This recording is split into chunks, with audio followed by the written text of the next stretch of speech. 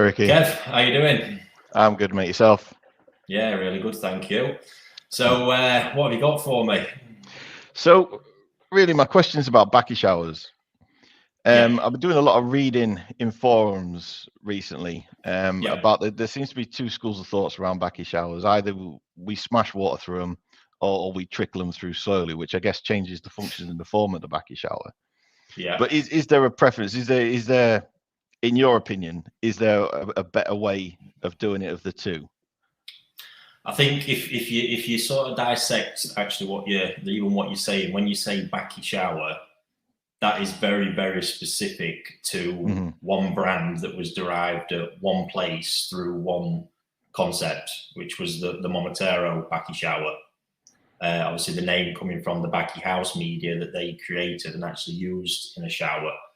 Now, when you look at what they do, they absolutely torrent water over these things like I've not seen outside of Japan.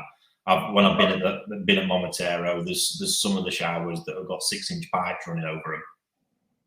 That's the kind of level of flow that they're hitting them with. So, and it was really shower filters, not really a term that had been used up until sort of the Momotaro one came to market. In all honesty, from what I can remember. So then we've got to look before that, and you was in the realms of what again is sort of like in what you've said, trickle towers, and sort of trickle filter concepts. So the two, do they work differently? Bakki showers, you need the flow. A lot of the magic with Bakki showers is the aeration of the water. There's loads you sort of need to do with them, in my opinion. Obviously, you can't. You've got to get good airflow through one to begin with, because if you don't, that filter's not going to create any oxygen for a start. One of the big things and one of the biggest effects of them, I believe, with shower filtration running at that kind of insane flow rates is the degassing effect. That actually has most of the benefits, because you're losing so much out of the water just from degassing. It's not so much necessarily about the media and what's actually sat in there. It's all to do with the flow rate and the movement of airflow, degassing, and all the rest of it. Trickle towers were known for that, but trickle towers literally do just, you don't need big flow rates over them whatsoever. I'm sort of running both variations at the minute. I run a lot of what we'd call trickle towers at our place, homemade ones designed by us. They just run tiny flow rates, not a lot over them at all. That gets obviously good distribution over the media, good contact time with it, because it is more about the performance of the media, because there's not the smashing of the water and the degassing effect. Even with my showers, the new ones that are being fitted from Profidrum, big 2-meter wide showers, I'm running a lot higher flow rate at sort of 30,000 litres per hour over them. But it's still nothing compared to how I've seen them done at Momotaro. So that's probably a little bit in between that one, in all fairness. Yeah, so I mean that really was going to be my next kind of question. I guess you've answered it in that one. Was really about getting the flow rate over them. Is there a magic number, or is it just as much literally as you can get over it is better than anything? That depends really, in my opinion, on what you're going for with it again, because you will create some degassing, because obviously you're smashing the water up. But if that's what you're going for, you need to run it hard and fast.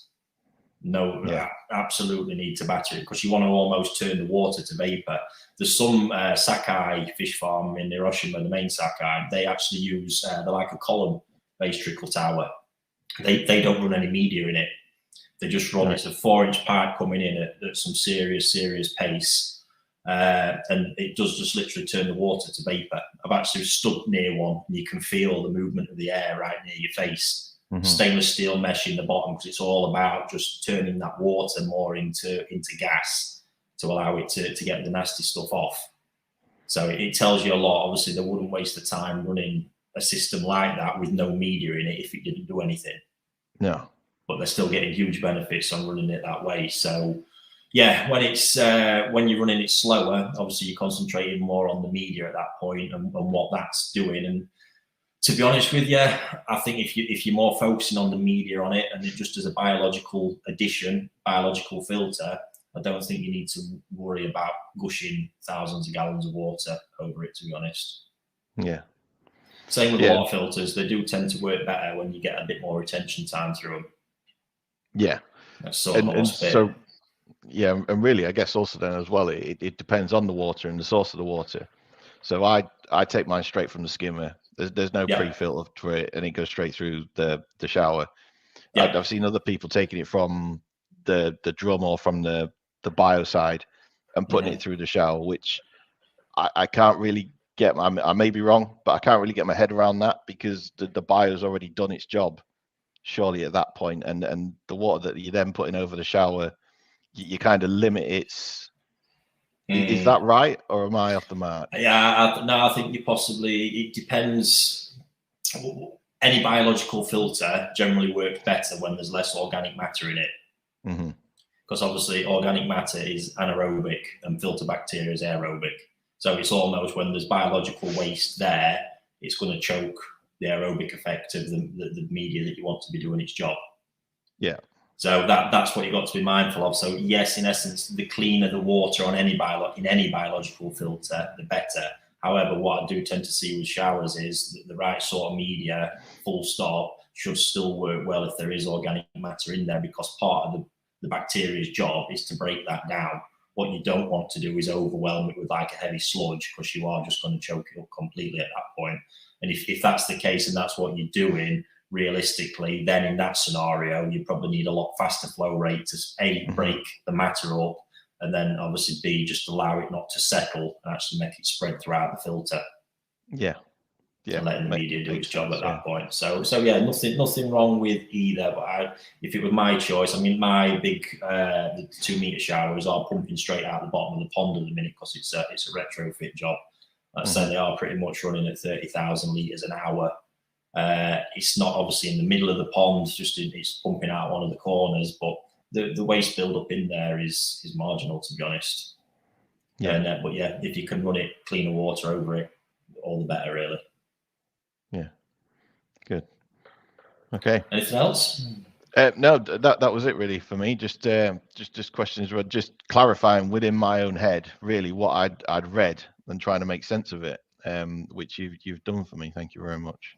Yeah, it's like any filter. I think that's a big thing to get out, because I see more and more this obsession with super high flow rates. I see it a lot when I'm reading and just watching stuff, and honestly, these mega high flow rates are not needed in a lot of cases. You know, again, when I look to probably compare what you're doing versus what I'm doing with a pond, I mean, how many fish have you got in your pond at the minute, Kev? Too many. We've got, how many we got? In my pond at the minute, there's 18 and there's 4 to come. 18 and 4 to come. So we've got 18 in a minute. How many gallons have we got? 3,000. 3,000. Okay.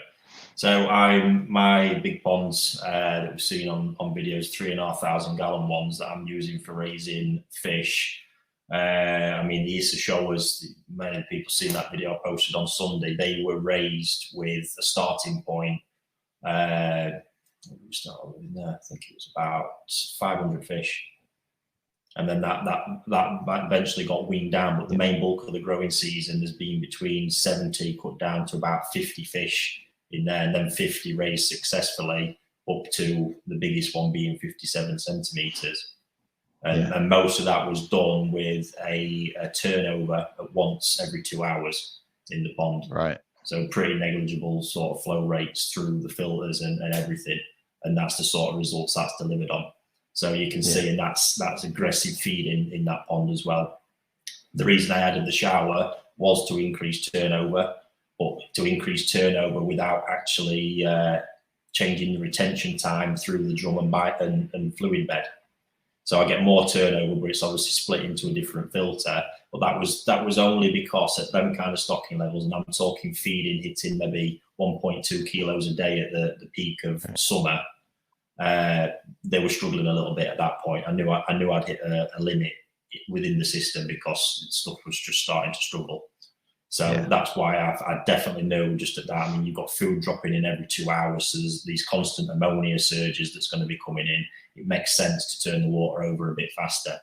But in the majority of cases, I'm still using, you know, turnover rate of once every couple of hours and delivering incredible results. So you can probably see flip side to your scenario, where we've got 18 fish in 3,000 gallons.